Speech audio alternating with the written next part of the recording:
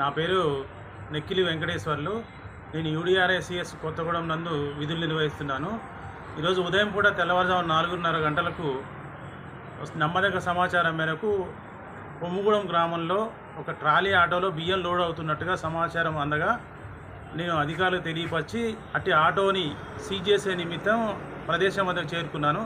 అక్కడ చేరుకోగానే ఆ ఆటోలో 3 వ్యక్తులు రోడ్డు ఎక్కి వెళ్తుండగా నేను వారిని ఆపి, నేను ఇట్లా ఆర్ఐని మీరు అక్రమంగా బియ్యం రవాణా చేస్తున్నట్టుగా సమాచారం వచ్చింది, అందుకే ఆపండి చెక్ చేయడానికి సహకరించమని కోరాను. నా ఐడి కార్డు కూడా వాళ్ళు చూపెట్టడం జరిగింది.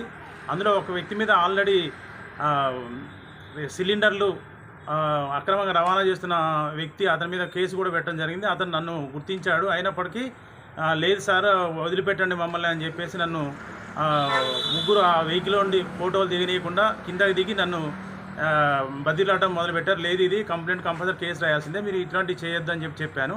కానీ వారు వినకుండా ఒకరు చేతులు పట్టుకొని ఒకరు కాలు గట్టిగా మెలేసి నన్ను అటు ఇటు కదలకుండా చేశారు.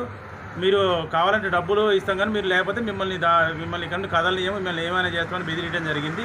ఈ లోపల నన్ను గట్టిగా చేతులు మెలేసి ఎవరికో ఫోన్ చేశారు ఒక వ్యక్తికి. అతను ఫోన్ చేసి వదిలిపెట్టండి నావే బియ్యము అని చెప్పడం జరిగింది.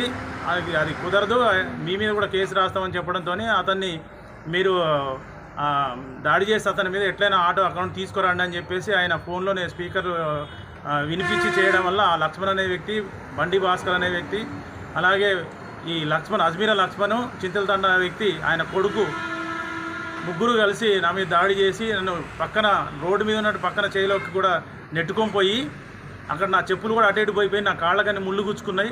నన్ను గట్టిగా అదింపట్టి వాళ్ళ అబ్బాయితోనే రాజ్కుమార్ అనే వ్యక్తి ఆటో వేసుకొని పారిపోవడం జరిగింది.